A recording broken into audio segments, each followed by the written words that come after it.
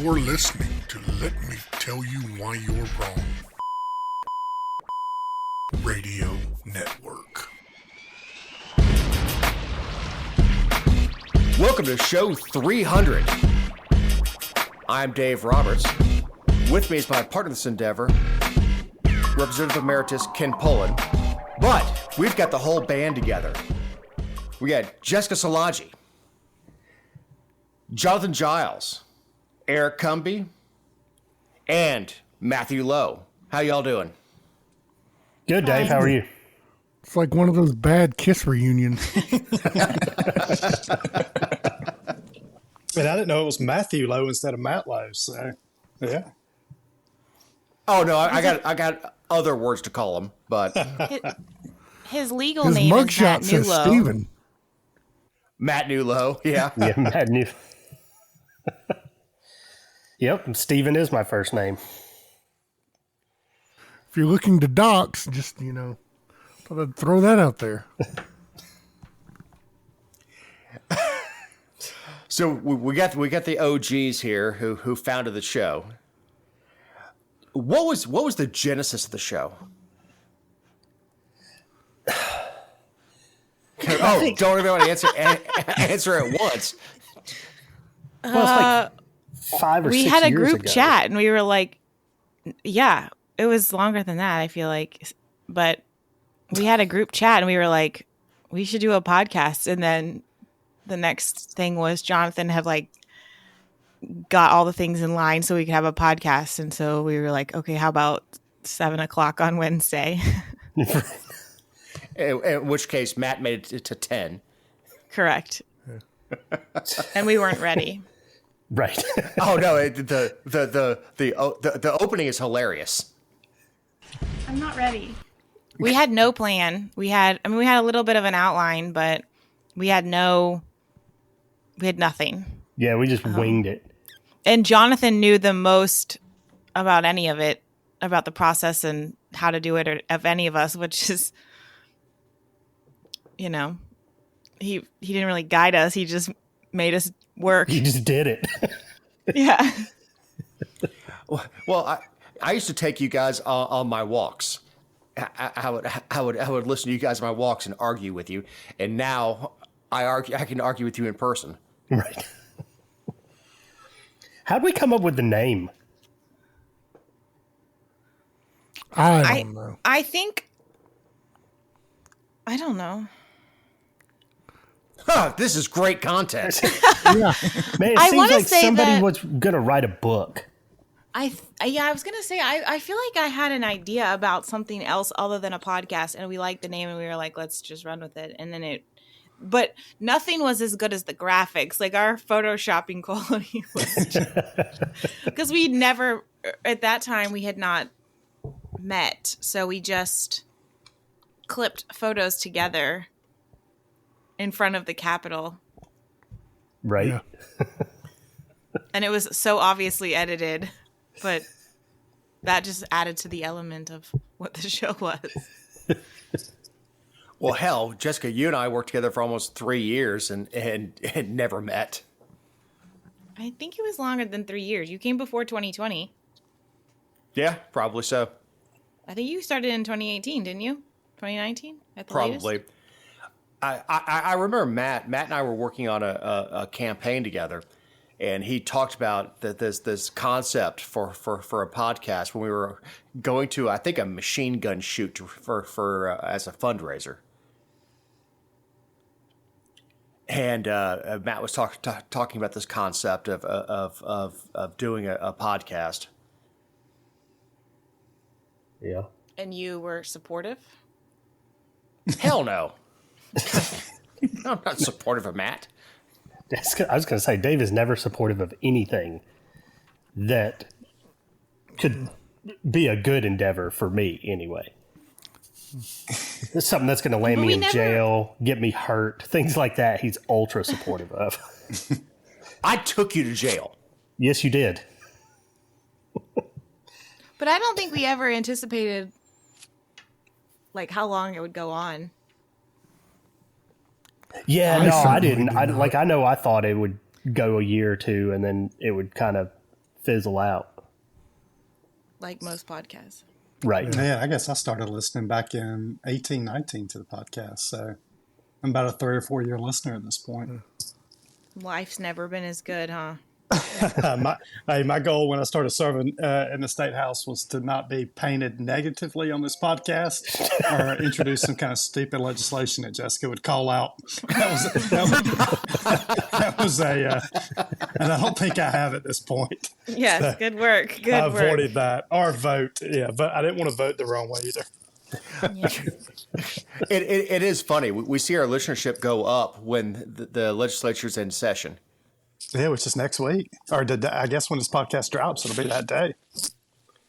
Yeah, I mean, they listen under the Gold Dome. They don't necessarily like us, but they listen. You say don't necessarily like us as if there are some that do. One or two. Yeah. But I think Ken's right on that is they listen because they don't want to hear their name on the show. Yeah, they definitely don't want to be called out. And they also know the reach that Jessica's got on social media, so they never want to be called out on Jessica's Facebook page. And look, when I was in office, Jessica knows this, the whip report that the Republican Party produces is basically if you're voting on 4 bills that day, it says, bill 1, 2, 3, 4, vote yes. And it gives about 3 words as a description of the bill. But it says vote yes, yes, yes, yes. And then we would work together and produce like a report of all the bills we're voting on that day. And it'd be a couple pages long with all the detail on good things, bad things. Should you vote yes, no? It was a true sort of whip report that Jessica helped produce. And people did look at that. I mean, people would come up and see you holding that, and they would say, how are you guys voting today on this bill? So yeah, that was pretty cool when representatives would do that, because a typical whip bill, and I think Trey was the whip when I was in office. I mean, it was literally half a page. It just said vote yes on everything today. Well, I mean, it's a good thing that he was the whip and not the driver. Ooh, that's rough.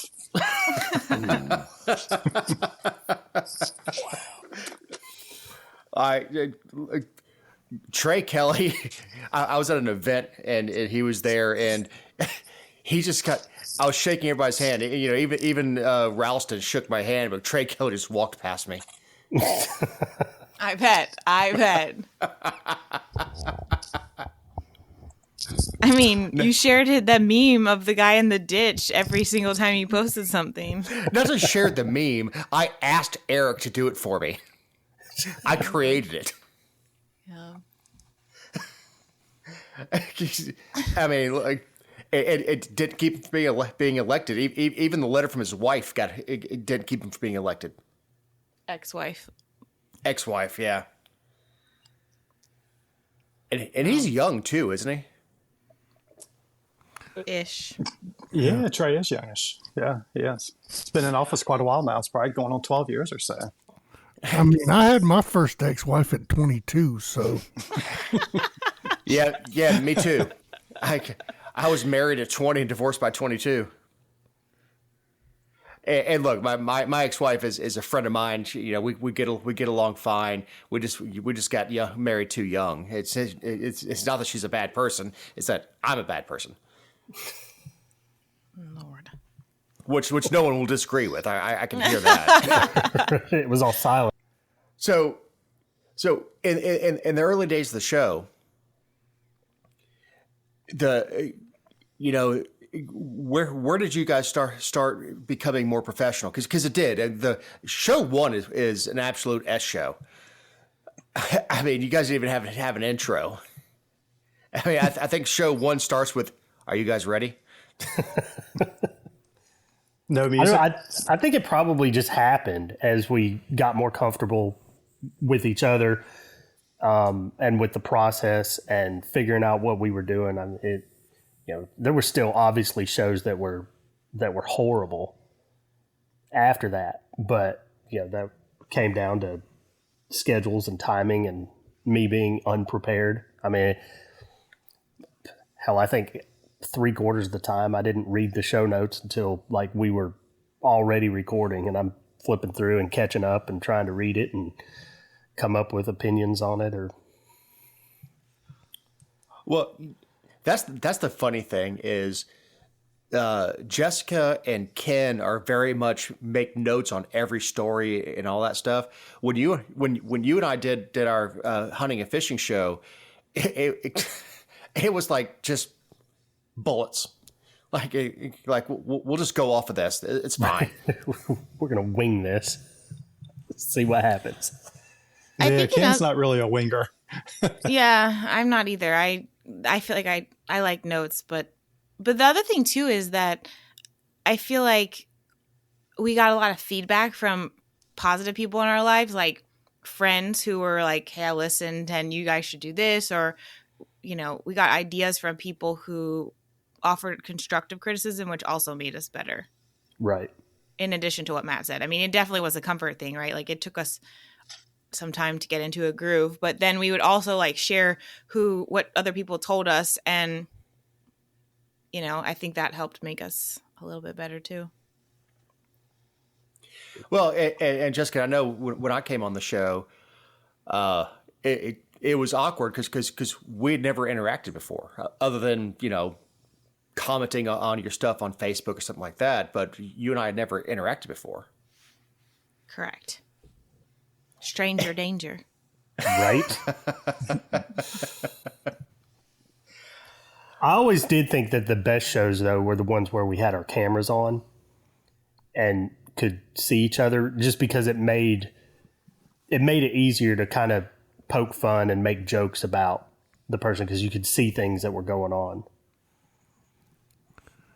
Yeah, I think the best one we ever did was that one show that we did in studio. Oh, We yeah, the streamed live it one. on Facebook Live, yeah. That was a lot of fun, actually. Yeah. It was a little wild, but it was fun. The show you had Catherine Bernard on was fantastic. Oh, yeah, she filled I in for listened to that Jessica. 2 or 3 times. Yeah, when Jessica was off in Dominican Republic getting married, I think. My 30th birthday. That's not what Jonathan said. Yeah. Shocking. She got flagged by TSA, and I made a huge deal about that. That was all over the Facebook for like a day. Yeah, people thought that I was in captivity. As you should be. Mm-hmm. No, that show was fantastic, and you guys had. I mean, she was a great guest. She's very knowledgeable,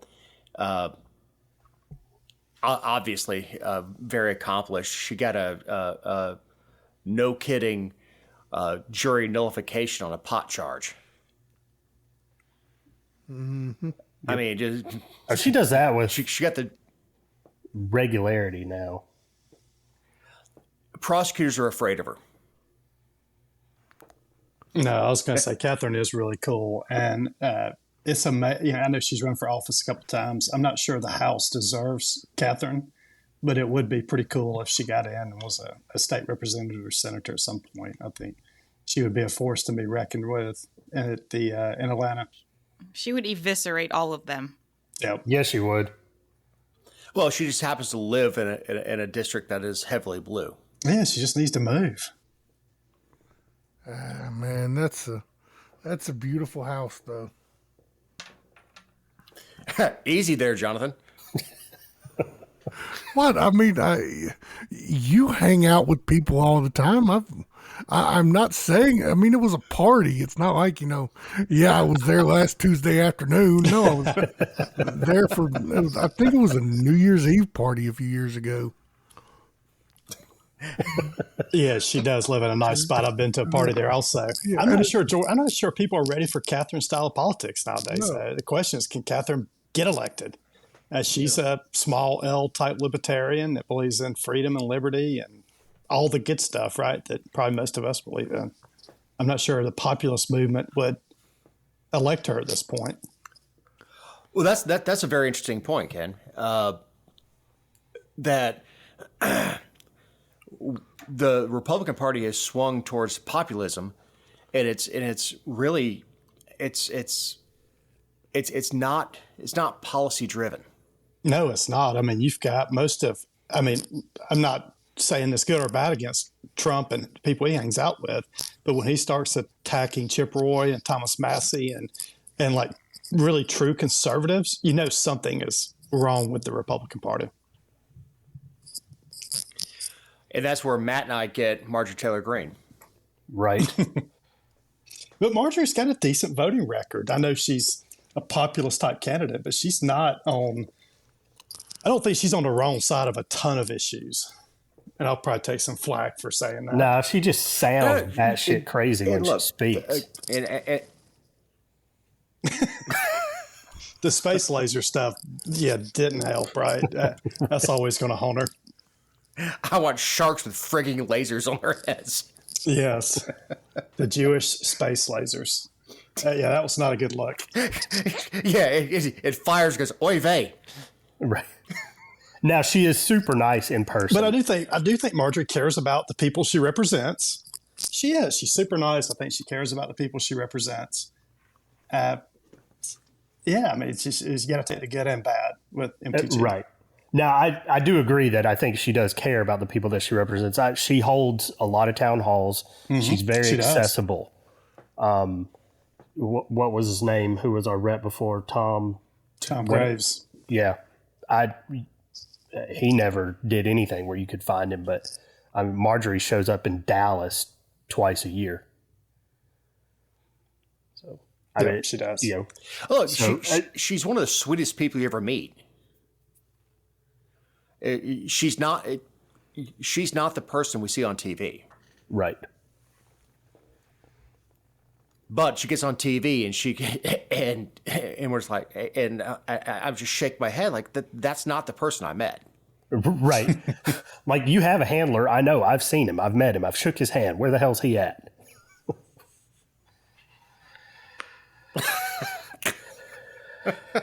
Where's your director? Because this role is not right for you.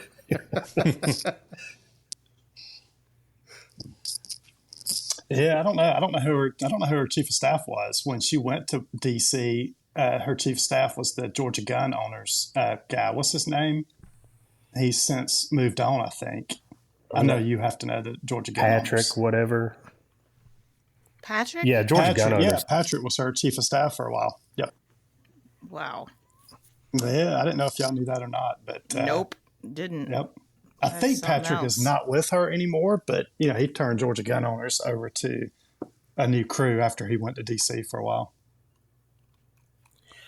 Georgia gun owners is eclectic at best. Yeah, my favorite thing that they do is this thing where, every year, just to garner a little bit of fundraising money, the Democrats will drop a gun bill that has no hope of passing, and Georgia gun owners will send out a frantic email every year trying to raise money off of that bill, acting like it's, right on the verge of passing. And if you don't give them $50, they're not going to be able to stop it. That's my favorite thing about Georgia gun owners. Yep. Yeah, I mean, the Georgia carry was, is a little more metered with their stuff. Right. They're a new name now. Yeah, I can't remember what it is. 2A something. 2A. Yeah, Georgia they 2A. Yeah, they're. Yeah. I mean, they got what they wanted. They got permitless carry. I don't know where they're going to go from here. Now, did you guys hear that Gay is out at Harvard? I did hear that. I saw that. The only thing that I see now so I subscribe to the New York Times, and they send me emails, and I read the subject line of the email. And if it's really, really interesting, I'll read beyond that. But I'm so out of touch with politics in general that if it's not a Times story that was a headline that they emailed me about, I didn't see it, and they happen to have emailed about that one. There's a more reliable place to get your news to your inbox. Twitter. It's thegeorgiavirtue.com. Yes. Yeah, it's. Well, I thought we were going in a different direction there. Oh yeah.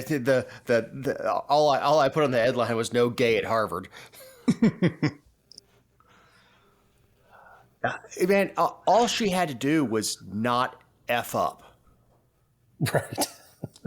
Well, I yeah, mean, it started with the that's congressional all any of testimony. us have to do. Yeah, that's true. But she's not out at Harvard, by the way, guys. She's not president anymore, but she's still toting a $900,000 salary. So Lucky. yeah, a little bit of demotion, but $900,000 a year. I think all of us can live off of that. Barely. Hope she can swing Maybe it. not Yeah. Dave. Yeah, maybe not Dave with his Delta One seats, but most of us could. Those seats are bought with miles.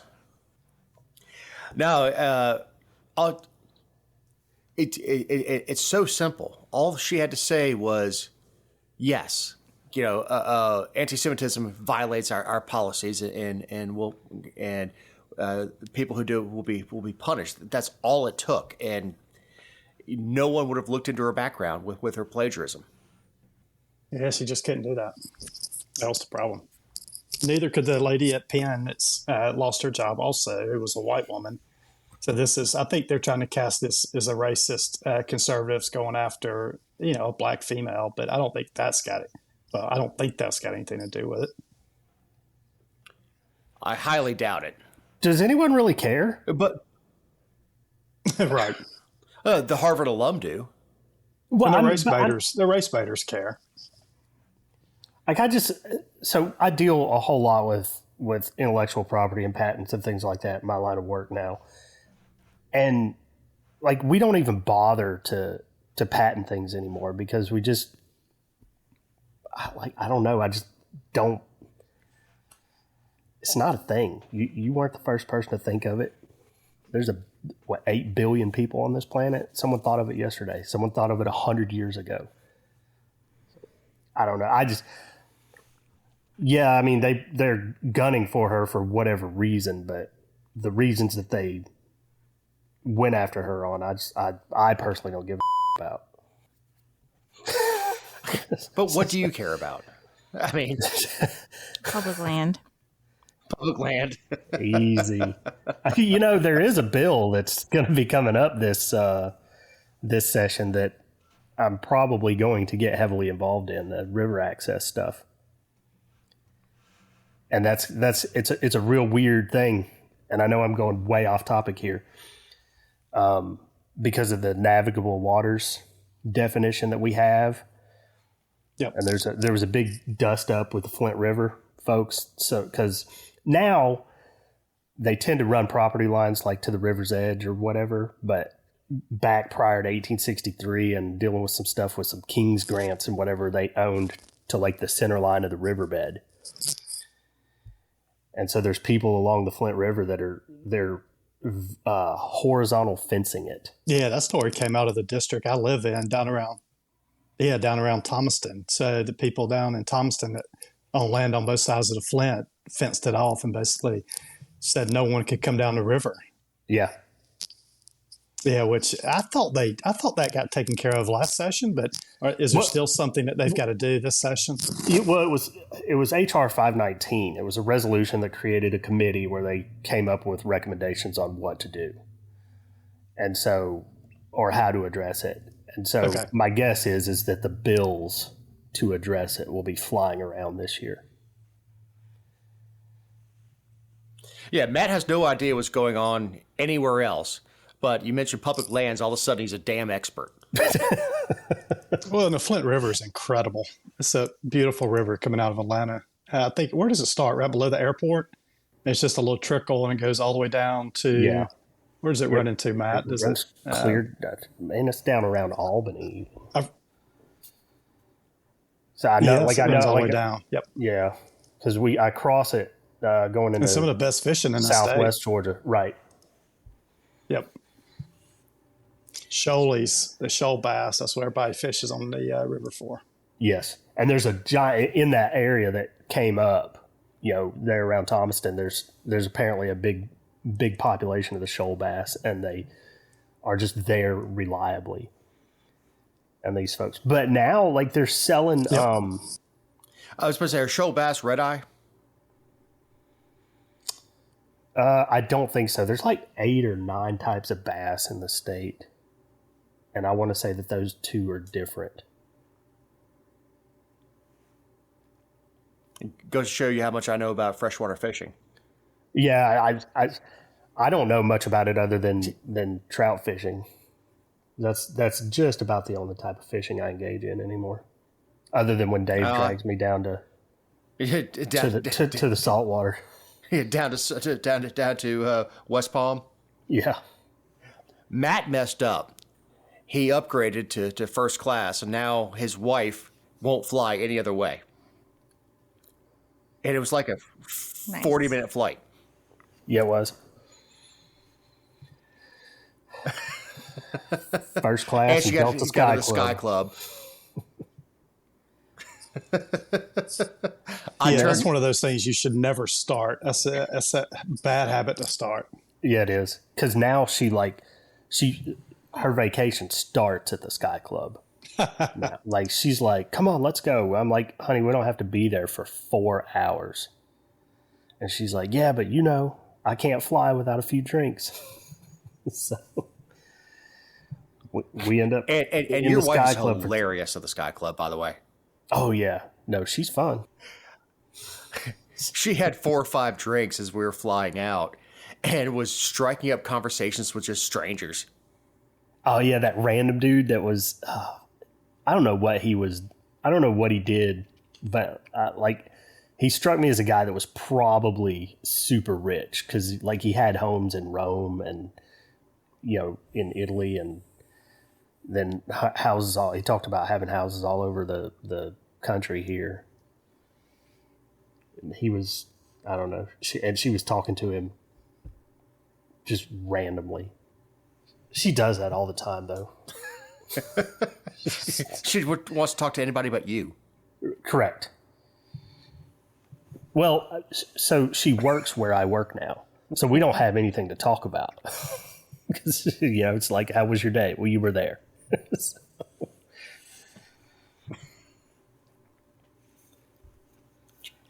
To have such problems, huh?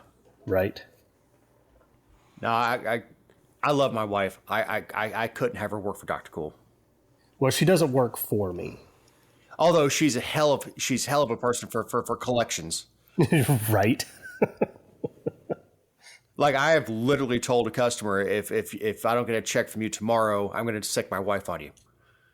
Yeah, you told me that.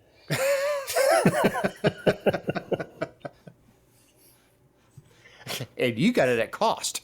So did you see the judge in Vegas?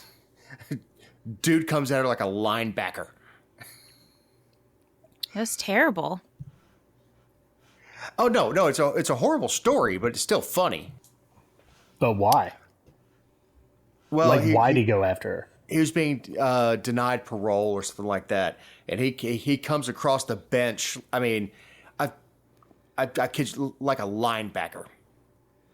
And this judge, I'm guessing, is 150 pounds, soaking wet, female, probably in her 50s or 60s, and he just came at her like, I mean, only in Vegas.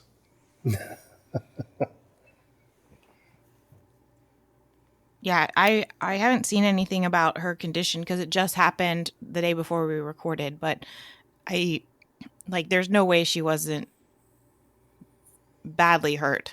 He was beating on her after she was off the chair. Yeah, she was tiny. She was not a big lady and older. This guy was huge. Where the hell was security? I think nothing like this happens.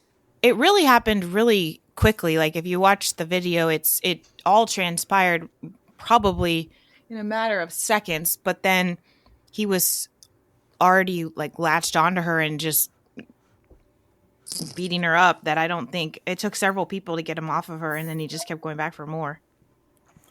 And I think the security got a few shots in on him too.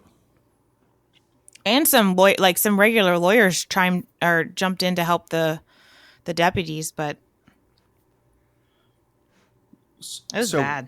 what does this do for courthouse security? You think they're gonna start having a bailiff stand on either side of the judge?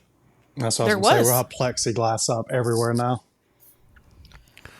You know, I don't think that it's probably going to affect much, because the reality of it is that, you know, these things rarely happen. And so, you know, I mean, you go in, and let's be honest, you go in most courtrooms, and, you know, the median age of the court security is about 65. That's just typically the way that it is. You know, you got some deputy that's just, you know, just needs 2 more years to hit 30. And so, you know, and he can't run traffic anymore. So they stick him in the courthouse, and, you know, it's like it's not like they're going to, you know, put, you know, a bunch of like highly competent security people in every courtroom, because let's face it, 99% of the time they would just be standing around playing on their phones. So, you know, I don't think a whole lot's going to change, personally. Well, I could certainly see plexiglass going up. Yeah, that I could see. And it would certainly be funnier if he hit a plexiglass like a hockey player and bounced off. Yeah. But I think this guy's 30. He's half her age, twice her weight.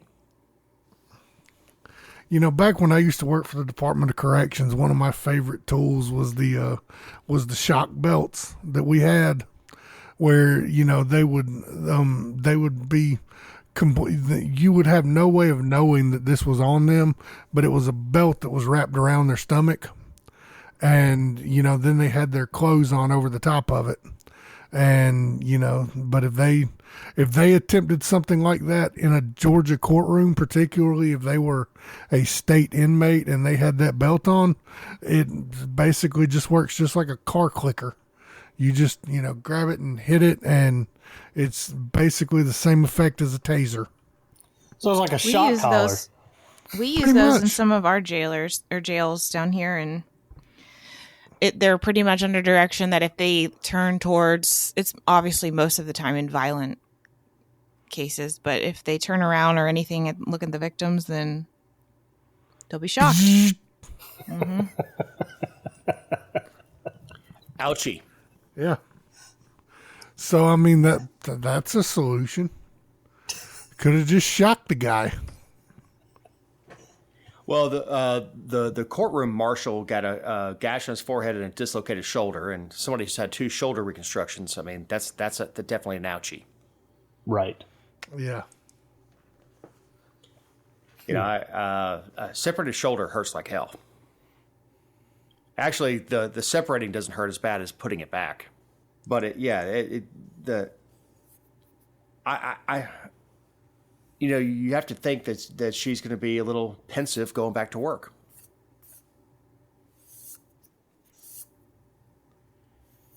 Yeah, you know, she's a professional. I've got a friend who argued who worked in Clark County as an attorney, and I haven't talked to her about it. But I'd be curious as to, you know, if she knew this judge and all that stuff. But I guess this guy knew he was going up the river. I think he had a aggravated assault charge on him. So I guess he thought he had nothing left to lose. You know, I hate it, but you know but I think Kenny's right. We're probably going to see more plexiglass come up. Just when we thought it was all gone after COVID. Oh no, right? No doubt. At least they already have it on hand. Jesse, it's government. You know they won't use what they have on hand. They'll go buy new ones. Well, I used to get so angry walking in the grocery store and seeing plexiglass between me and a checkout lady, and just thinking how stupid it was, but also that I didn't come up with plexiglass and wasn't selling it to every place out there. At Rakestraw probably was. I was thinking the same thing, Jessica. I was thinking the same thing. His Ken really sucks at being out of office because he's not making millions with government contracts. Well, if that's the standard for sucking versus success, then he also sucked at being in office, because there's plenty of them that are funneling contracts to themselves while they're in office. As a matter of fact, Dave. Mm-hmm. Well, you see the quote that Bill Clinton, he said Bill likes him young? I saw that. How is that even news? That was released, I guess, a couple days ago, right? Yeah. Who doesn't? Right. Me, officially. I guess it all depends on how we're, defining young. I mean, I'm almost 40. I'm going to say 25 is young. You're almost 40. Beyond that is just a child. Yeah. I mean, I don't think anyone was surprised to see Right. that, but Bill Clinton likes him young. No shit. still.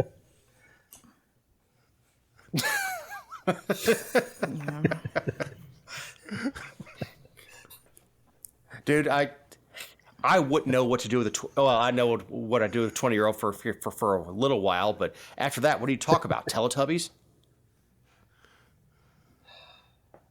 That's why You're dating yourself now, dude. Yeah, look. If you want to be able to successfully communicate with the 20 to 30, really 20 to 25-year-old bracket, you got to download TikTok, and you've got to, really get into TikTok. That'll teach you how to talk to these, 20 to 25-year-olds. It's not my goal, Jonathan. I just hate this slow drip that we're getting of these files. Like, let's just do it. Like, just either release it or just never talk about it again. Right. Well, this is Stephen Hawking is on the list. Like, what the hell did he do? A dude had control of his cheek muscle, and that was it. I mean, what the hell did he do on the island? In either direction, you don't want to know, Dave. Right.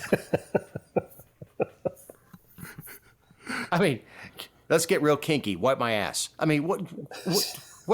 Oh, Jesus Christ. I mean, what the hell did Hawking do? Yeah. I mean, he had to, even his speeches and stuff, he had to pre-write them because by the end he only had control over like a cheek muscle or something. And look, Lou Gehrig's disease is horrible. But I just think, releasing that he was there was not exactly the most salacious thing in the world, because not much he could do about it. And we know that there's a long list of people that went to the island. Doesn't mean all of them were pedophiles or did anything there. It's just that they were on his island. yeah. I mean, some of that's guilt by association, though. You probably know if you're flying to a private island with Epstein, something's going on. I don't know if you saw, but Bill Gates is, they haven't released Bill Gates' name, and there's still one that's being blurred out. It kind of goes towards what Jessica just said. But Bill's ex-wife said that she got the creepiest feeling ever, and Bill used to frequent the island. So it would be interesting if Bill Gates was one of the guys doing it. The more creepy thing is, just tell us. Just dump the list.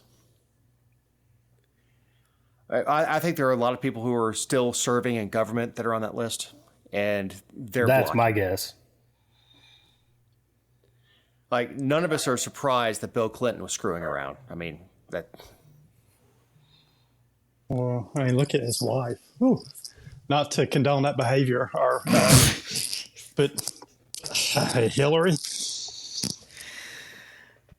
I don't know if that's it. Just in my opinion, like, I love a good teaser. I think you should absolutely tease the public to let them know what's going to be coming out and stuff. But it's not journalism when they're doing it the way that it is. And I mean, remember George's own little scandal when the Ashley Madison list came out and we had Yes. elected officials on it? Like, yours truly was the one that outed Alan Peake.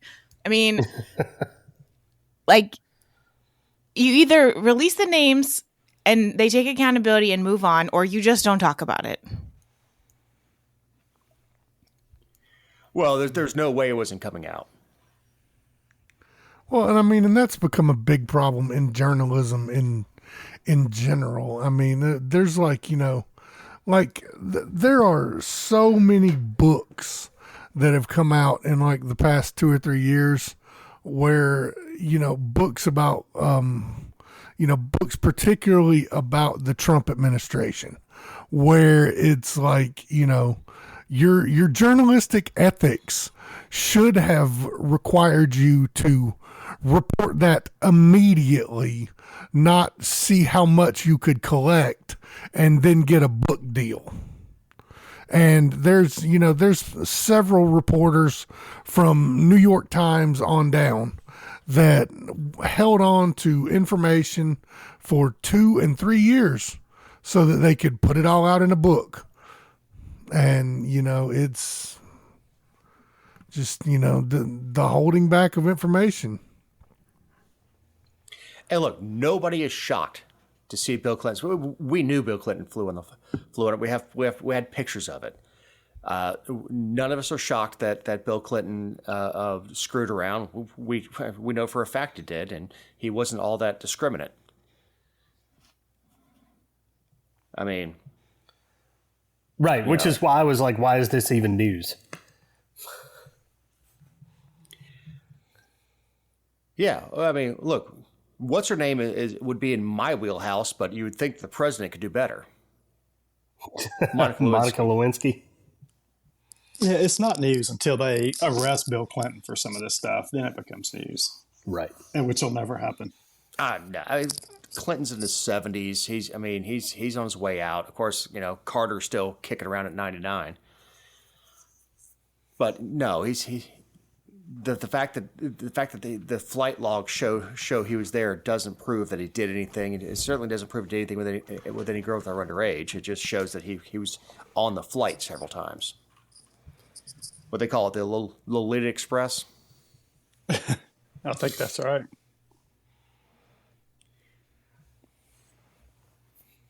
But you know, and of course, Clinton says he has no knowledge of any illegal things that went on with Epstein. He didn't know anything about it. But there's a picture of him getting a massage on the Lolita Express. I mean, those pictures have been out for a while. By the way, let me fit this in. It's a good time to remind you that these are our opinions, individual opinions. You know, don't blame anybody else for the crap I say, and not those of anyone not on the show or any respective company for which we may work, own, or otherwise associate ourselves with on a regular or irregular basis. You can find other episodes and relevant stories over at thegeorgiavirtue.com, which is where Matt should be getting all his stories, not from the New York Times. I already subscribed.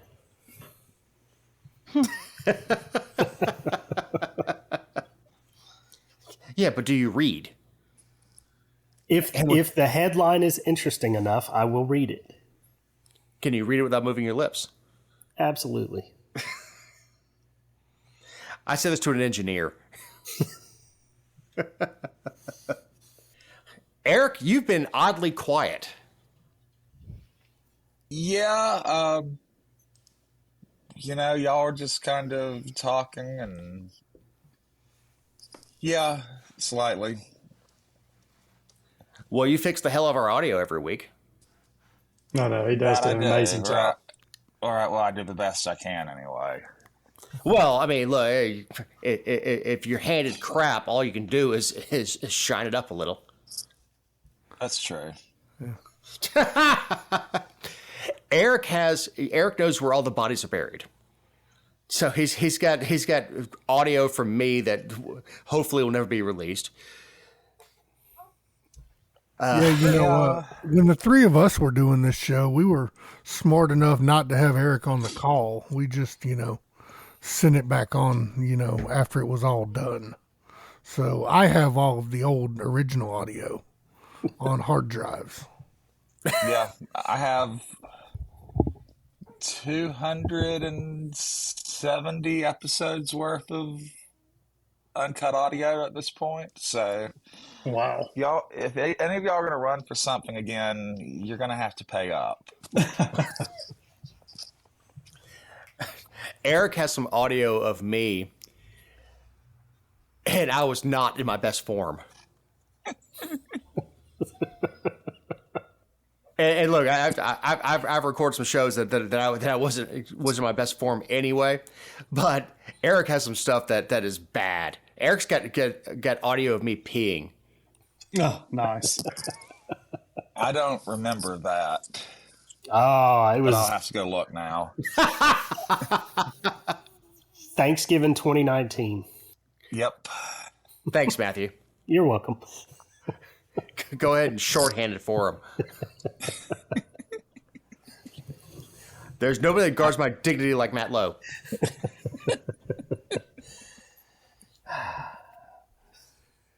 and poor Jessica.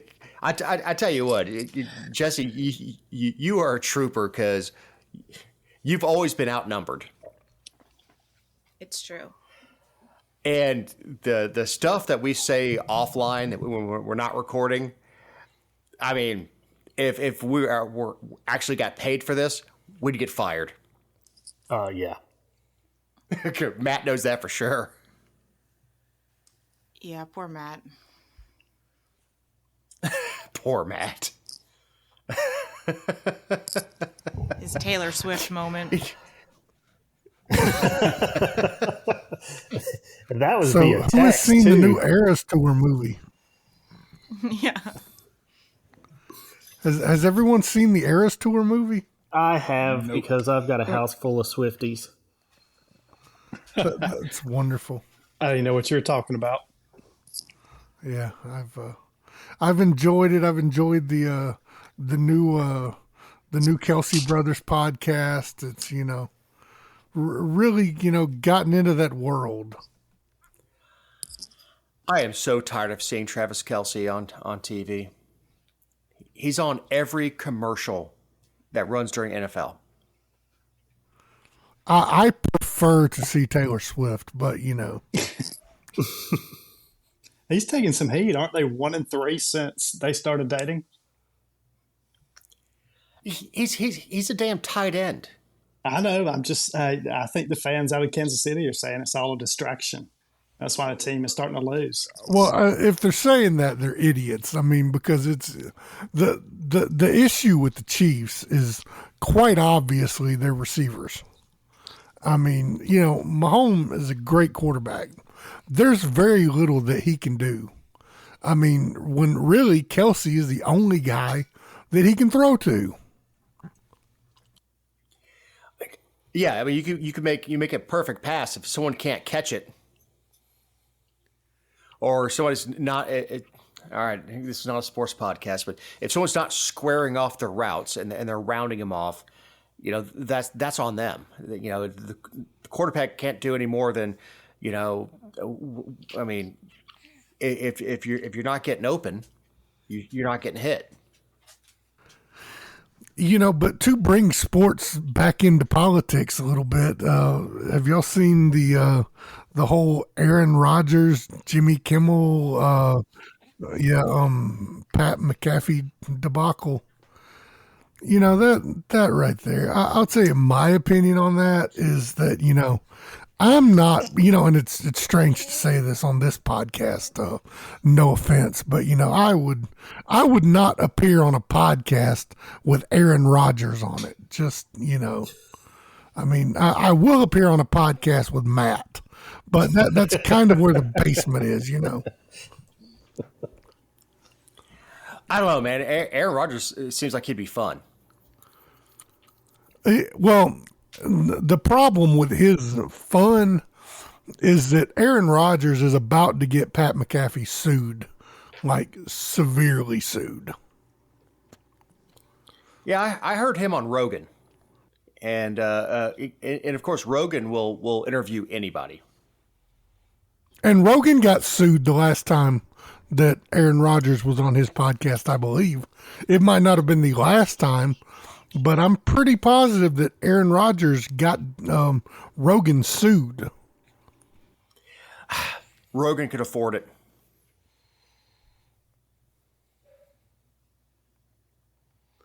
I mean, what did he get to move his thing over to Spotify? $1 billion. Yeah. So Spotify, if you're listening, we're for sale. We'll take 1% of what Rogan got. Yeah, exactly. Yeah, it won't cost you near as much as it did as it was for Rogan, but yeah, we're for sale. I'm not saying I'm a whore, but I'm a whore. Yeah, I could play that Jamie role. Yeah, I mean, if you got the money, I got the time. Well, boys and girls, or boys and girl, as we're winding down, I want to ask the OGs for closing thoughts. Start with you, Jonathan, as the OG. No, you shouldn't ask me for closing thoughts. I have no thoughts. I've shared all my thoughts throughout this podcast. Left it all on the field, huh? Left it all on the field. I'm burnt out. Figuratively and literally. And Jesse, you want to mention the dumpling? Well, I'm closing thoughts on the show. I will say that I'm glad you guys are keeping it going, and carrying the torch. I think it's great. Obviously, one of the reasons I left, other than work, was that I had a baby. And she's amazing. And if you follow me on Facebook, obviously you've seen her, so it's not news to anybody. But just different time management and priorities. So I'm glad that you guys are able to keep on. And that baby is Connie's favorite right now. She is. Aunt Connie is spoiling the heck out of her. and that was the genesis of me actually meeting you. Correct. I had to have a baby in order for you to come to South Georgia. Come down there and meet you and Eric, but it wasn't to meet you. It was to get Connie with that baby. And we got peed on, crapped on, puked on, and couldn't have been happier. Yep. Welcome to my days.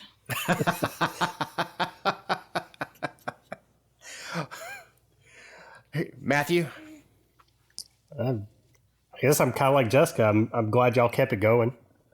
But, obviously, I mean, Dave says all the time that I grew up and got a real job because I don't have time for jack anymore. You really did grow up. I mean, it was right before my eyes. So you used to have a job, and I don't know if the pay is any different, but you had a job where you were only in charge of yourself.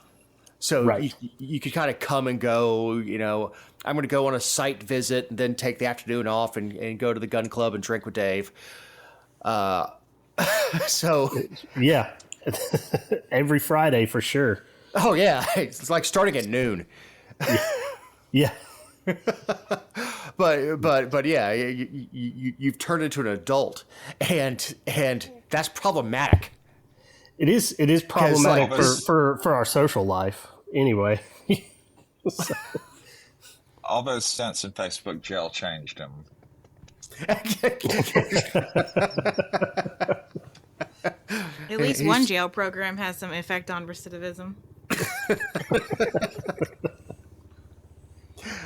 No, and of everybody on the show, Matt and I know each other the best because we were friends before you guys started the show. But yeah, it's funny because I'll, especially this time of year, because I'm an air conditioning man. I'm just not that busy this time of year, and I'll be like, hey Matt, you want to get together on Wednesday? You're like, yeah. Then Wednesday, 30 minutes before we're supposed to be there, I couldn't get away from work. Then Thursday, couldn't get away from work. Because he's actually working. It has people that report to him. It's Eric, not even like I don't do the jobs anymore, right? I manage the people that do the jobs. And I was looking the other day because we're we're getting a new software system, ERP system at work. And I have 18 people that directly report to me. And I don't know how that happened, but Are they all your kids? no. Only 8. No, I'm not even counting them. I know. And Jessica cracked herself up. I really did. Yeah, that's the thing I miss about having you on the show, Matt, is being able to bust on you. That was funny.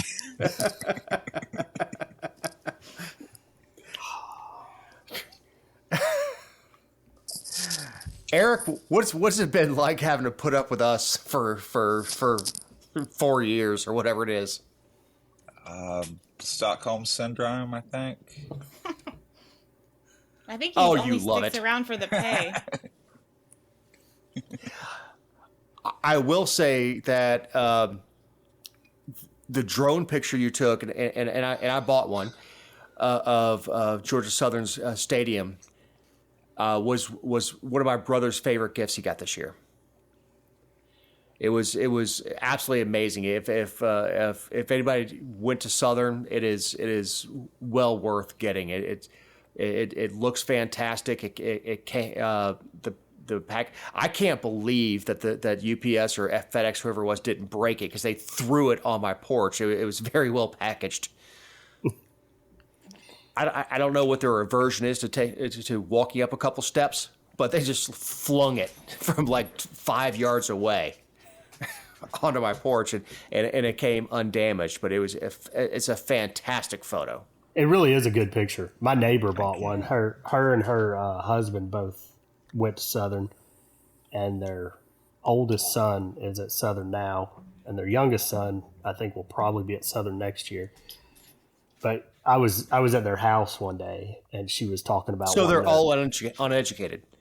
Yeah, I tell them all the time it's some South Georgia second-rate school, but she was talking about wanting one, and I was like, man, I got a dude that takes all these good pictures of them, and it was real close to the time that picture popped up. I was like, see, here it is, but it was when he first put it out, and it was watermarked, and she was like, let me know when he puts it up for sale, and I saw him post it, and it had to be I caught it within the first 10 minutes of him posting it, and I tagged her. And he sent me a message, was like, she was my first order. So yeah, she was one of the very first orders I got. I can't remember if she was the first, but yeah. Our husband loved it. We were there for a Christmas party, or no, New Year's, sorry. And he was talking about it. The funny thing about it is they were at that game. Really? So yeah. So they're in the picture somewhere. Well, at least he didn't put out the picture of the two Florida players blocking each other while losing to Georgia Southern. If I'd had it, I would have. But oh, good Lord. My team didn't even make a bowl this year. we probably shouldn't have. Well, I mean, with people sitting out, that's another issue is these players sitting out. But yeah, you never miss a chance to remind me that Florida lost to Georgia Southern. I mean, I've kind of let up on it now because, now we've got Nebraska to pick on.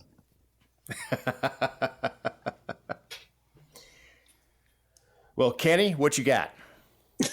Hey, I just enjoyed speaking with everyone today. Looking forward to 2024. Thanks for having me on.